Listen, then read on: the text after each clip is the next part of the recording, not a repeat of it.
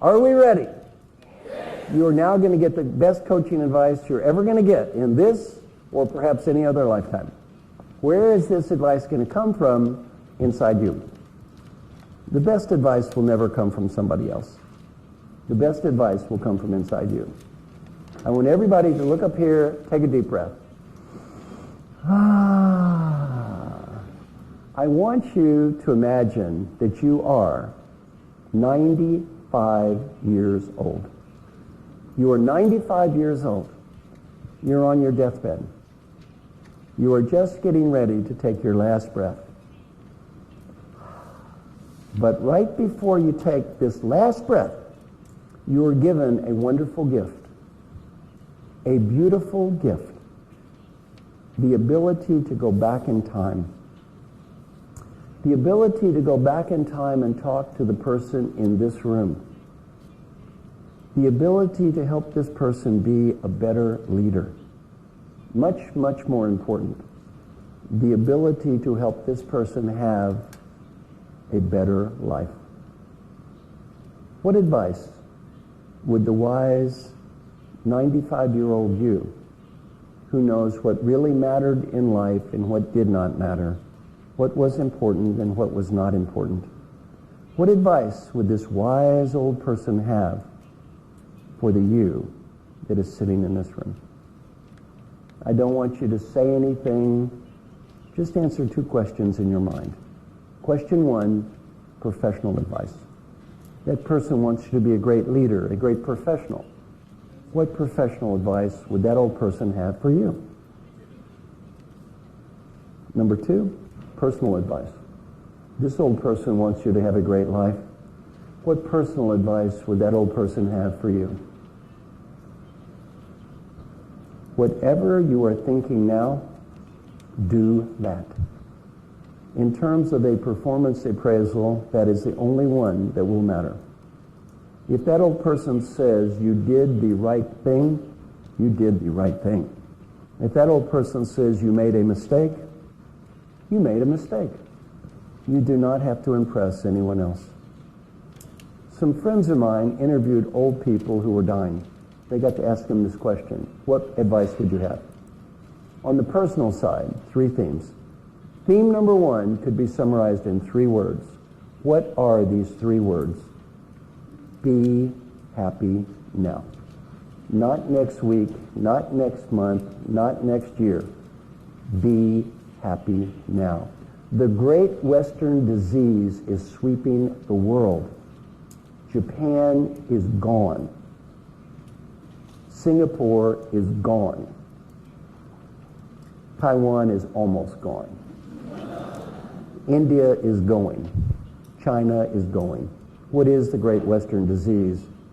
I will be happy when I get the money, the status, the BMW, the condominium, the achievement, the next $1 million.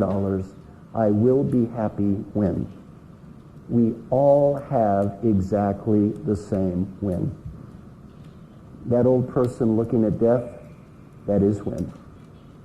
A comment from old people: I got so wrapped up looking for what I did not have, I could not see what I did have. I had everything. I wish I could have seen it. Don't get so wrapped up looking at what you do not have. You cannot see what you do have. Learning point number two from old people facing death, friends and family. You may think your company is important. Let me help you. When you are 95 years old and you're on the deathbed and you go looking around the room, no fellow employees are waving goodbye. You start to realize these friends and family are important. They are the only ones who seem to care today. And learning point three, if you have a dream, go for it. Because if you do not go for it when you are 35, you may not when you are 85. And it does not have to be a big dream, even a small dream. Go to New Zealand, speak Spanish, play a guitar. Other people may think your dream is stupid. Who cares? It is not their dream. It's your dream. No one can tell you what's going to make you happy but you. No one can tell you what is meaningful for you but you. These answers have to come from in here, not from the outside. I had a very embarrassing experience about 6 months ago. I was teaching this class and I said, "Go to New Zealand, speak Spanish." A man raised his hand. He goes, "We're in Madrid, Spain, you idiot. We all speak Spanish." I speak Chinese.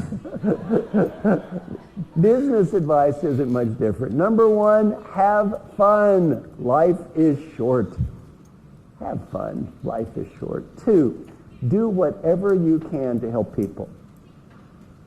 The main reason to help people has nothing to do with money or status or getting ahead. The main reason to help people is much deeper. The 95-year-old you will be proud of you because you did. And the 95-year-old you will be disappointed if you do not. And if you do not believe this is true, interview any CEO who has retired. I've interviewed very many. Ask them one question. Please tell me, what are you proud of?